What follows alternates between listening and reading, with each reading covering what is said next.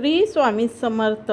4 टमाटे घेतले होते, उकळायला ठेवलेत, चांगलं उकळून घेतलेलं आणि 1 कांदा घातला होता तला. तर ते उकळत शिजत आहे तोपर्यंत आपण टमॅटोची साल काढून घेते. छान शिजले गेले टमॅटो आणि डाळ वाटून घेतलेलं मिक्सरचं भांडं आहे, त्यातच घालून मी अद्रक लसूण घालून वाटून घेते छानपैकी. ह्याला रसमला फोडणी देत आहे. तर कढई गरम झालेली आहे, तेल घालून घेतलेलं आहे.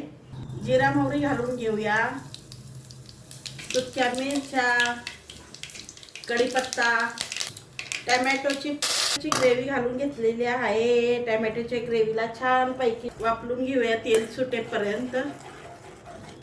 ह्याचा कच्चापणा जावा म्हणून छान शिजून घ्यायचा आहे. या मसाल्याला फ्राय करून घ्यायचा आहे. यातच घालून घेते थोडासा चवीनुसार मीठ. रसम खूप छान होतो फक्त टमॅटोचा. कोणी डाळ सुद्धा घालतात, पण मला नाही आवडत डाळ. हे असं जर करून पिलात ना, तुम्ही खाल्लात ना, तर इतकं भारी वाटतंय ना, तब्येत सुद्धा खुश होते. कारण ह्याच्यामध्ये फक्त टमॅटोची ग्रेव्ही आहे. टमॅटोच्या ग्रेव्हीमुळे आपल्याला ताकद येते, रक्त वाढते. आता ह्यात घालून घेऊया आपले मसाले. धनिया पावडर 1 चमचा, लाल तिखट आपल्या तिखट आवडीनुसार, कारण कुणाची मिरची फिक्की राहते, कुणाची तिखट राहते. तर माझी तिखट आहे, तर मी 1 चमचा घालणार आहे. थोडीशी हळद,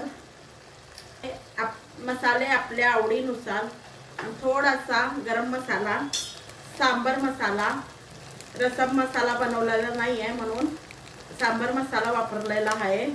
2 चमचा सांबर मसाला. सर्व मिक्स करून घेते. मसाला करपू नये, खाली लागू नये म्हणून थोडंसं पाणी घालून घेते. थोडंसं पाणी घालून घेतलेलं आहे, 1-2 चमचा. तर आता याला छान शिजून देते 1-2 मिनिटं. आता घालून घेऊया पाणी. जो मिक्सरचा झाड धुतला होता तोच घेतला खंगाळून. छानपैकी आपल्याला रसम पातळ असते, तर आपल्याला ह्याला पातळ करायचं आहे. आपल्याला जेवढं पातळ पाहिजे तेवढं तितकं आपल्याला पाणी घालून घ्यायचं आहे. तर बघा एवढं पातळ झालेलं आहे.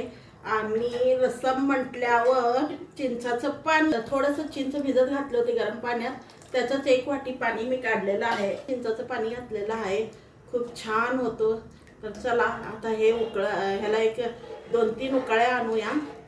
आपला रसम बघा किती छान उकळत आहे आणि तर्री सुद्धा बघा किती छान आलेली आहे. तर आता ह्यात घालून घेते कोथिंबीर. बघा वाव, सुगंध तर इतका दरवळत आहे माझ्या. तर चला आता वडे तयार करायला घेऊया. चला तर मग बाय.